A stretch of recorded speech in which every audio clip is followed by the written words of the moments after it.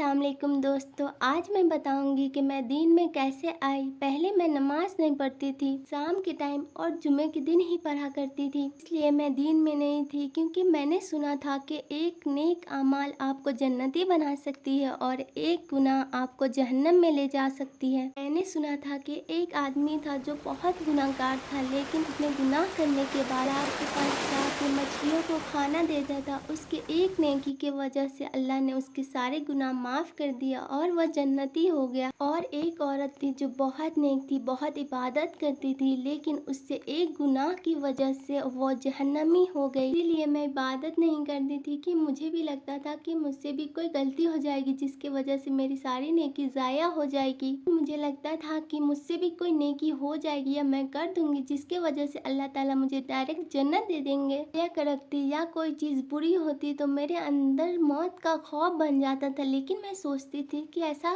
क्यों, मैं तो नेकी की वजह से रुकी हुई हूँ। एक नेकी तो मुझसे हो ही जाएगी जिसकी वजह से मैं जन्नत में चली ही जाऊंगी। एक दिन मेरी बहन ने एक एग्जाम्पल दी कि समझो दो बहन हैं, उसकी एग्ज़ाम होने वाली है।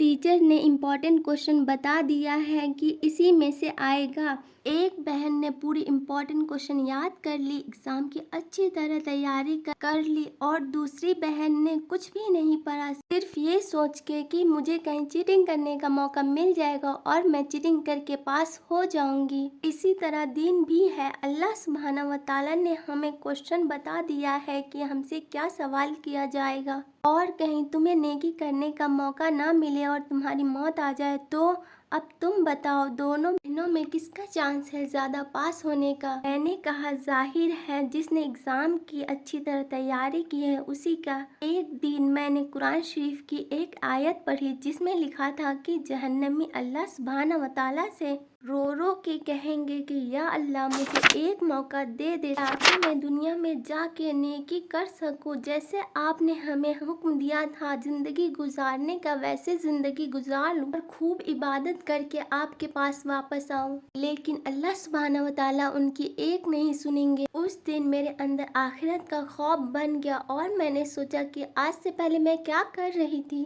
दिन मुझे एहसास हुआ कि अल्लाह सुब्हानहू व तआला ने यह आयत मुझे दिखा के मुझे दूसरा मौका दिया है। इसी तरह आप लोग भी समझो कि आपको अल्लाह सुब्हानहू व तआला ने दूसरा मौका दिया है। आप इससे पहले जितने भी गुनाह किए उससे तौबा कर लो और अपने गुनाहों की माफ़ी मांग लो। अल्लाह बहुत मेहरबान और माफ़ करने वाला है। और दीन के रास्ते पे आ जाओ। मैंने पिछले रमज़ान में रेजोल्यूशन बनाई थी, जैसे लोग न्यू ईयर 1 जनवरी को बनाते हैं उसी तरह मैंने रमज़ान में बनाई थी, क्योंकि हमारा रमज़ान सबसे पाक और बरकत वाला महीना होता है। मेरी रेजोल्यूशन ये थी कि मैं नमाज पढ़ूंगी और माशाल्लाह से पिछले हर साल से ज़्यादा मैंने नमाज पाबंदी से पढ़ी। इसी तरह आप लोग भी हर रमज़ान को रेजोल्यूशन ज़रूर बनाना कि जब तुम किसी चीज़ को पढ़ते हो तब जाके उसके बारे में तुम्हें इल्म होती है। कम से कम 3 रेजोल्यूशन तो ज़रूर बनाना। पहला ये कि 5 वक्त की नमाज पाबंदी के साथ अव्वल वक्त पर और खुशू के साथ पढ़ना। दूसरा ये कि रोज़ कुरान शरीफ की तिलावत करेंगे, कम से कम 1 रुकू ज़रूर और माने के साथ। और तीसरा ये कि इखलाक को बेहतर करेंगे, अच्छा बुरा हर इंसान के साथ अच्छा सलूक करेंगे। जिसका इखलाक सबसे अच्छा हो वही सबसे अच्छा मुसलमान होता है।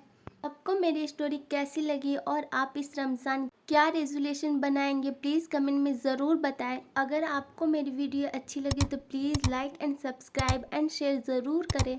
अल्लाह हाफिज़।